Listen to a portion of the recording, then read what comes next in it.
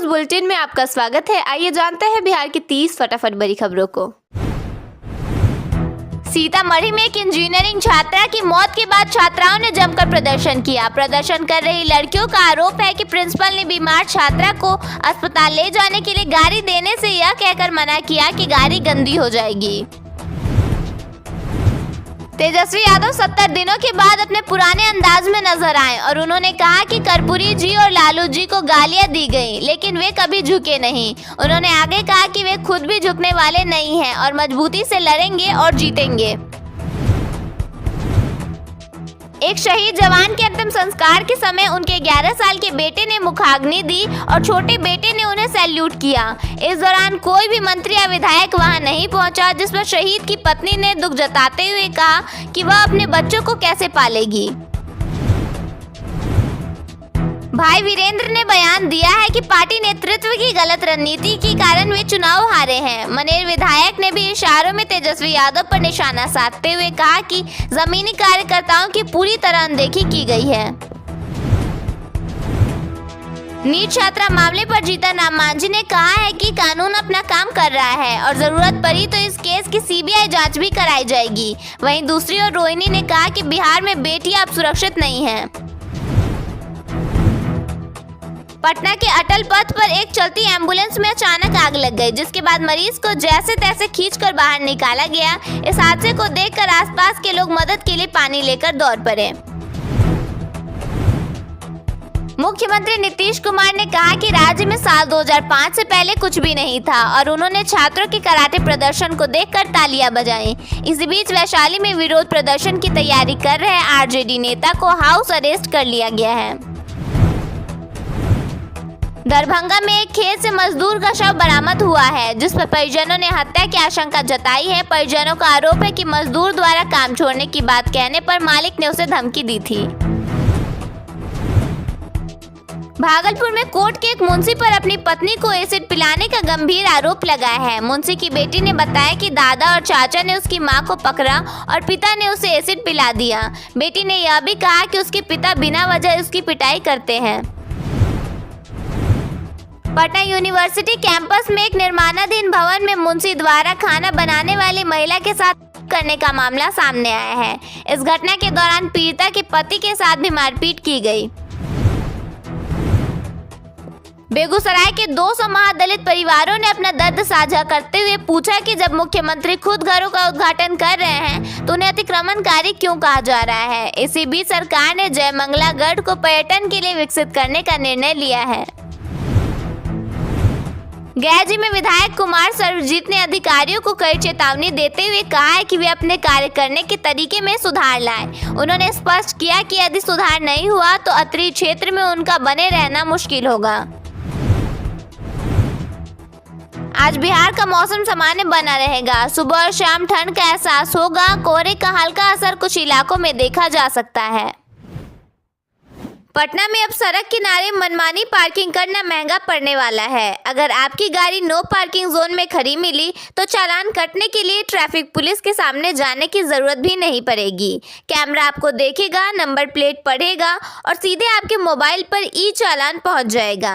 राजधानी में यातायात व्यवस्था को सुधारने के लिए पटना स्मार्ट सिटी लिमिटेड ने तकनीक के जरिए सख्ती शुरू कर दी है और इसका असर भी अब साफ देखने मिल रहा है।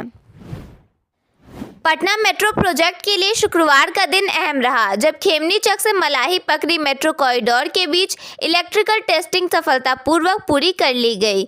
भूतनाथ से मलाही पकड़ी मेट्रो स्टेशन के बीच किए गए इस तकनीकी परीक्षण के दौरान इलेक्ट्रिकल इंस्पेक्टर जनरल की टीम ने निरीक्षण किया और सभी व्यवस्थाएं सही पाई गईं। इस सफलता के बाद उम्मीद जताई जा रही है कि फरवरी महीने में इस रूट पर मेट्रो का संचालन शुरू हो सकता है। बिहार में पिछले 24 घंटों के दौरान मौसम शुष्क बना रहा। सबसे कम न्यूनतम तापमान नालंदा के राजगीर में 7.3 डिग्री सेल्सियस दर्ज किया गया, जबकि राज्य के अन्य हिस्सों में न्यूनतम तापमान 8 से 14 डिग्री सेल्सियस के बीच रहा। सुबह और शाम हल्की सिहरन महसूस हो रही है, लेकिन दिन में धूप निकलने से मौसम सुहावना हो जा रहा है। अगले एक हफ्ते तक बिहार का मौसम शुष्क बना रहेगा। अधिकतम तापमान 24 से 28 डिग्री सेल्सियस के बीच और न्यूनतम तापमान 7.3 से 13.3 डिग्री सेल्सियस के आसपास रहने की संभावना है।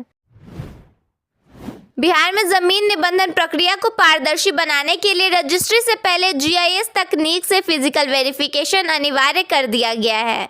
मद्य निषेध उत्पाद एवं निबंधन विभाग के निर्देश पर जमीन की सही स्थिति, क्षेत्रफल और निर्माण की जानकारी डिजिटल रूप से सत्यापित होगी। इस व्यवस्था से फर्जीवाड़े पर रोक लगेगी और राजस्व नुकसान को कम किया जा सकेगा। ग्रामीण इलाकों में घर बनाने के लिए सरकार 1,20,000 रुपए की मदद देती है। यह पैसा 3 किस्तों में दिया जाता है। इसके साथ ही मनरेगा से 90 दिन की मजदूरी के रूप में करीब 22,950 रुपए और शौचालय निर्माण के लिए 12,000 रुपए भी मिलते हैं। इस तरह एक लाभुक को कुल करीब 1,54,950 रुपए की सहायता मिलती है। बिहार सरकार ने गुड़ उत्पादन इकाइयों के लिए ऑनलाइन आवेदन की अंतिम तिथि बढ़ाकर 25 जनवरी कर दी है।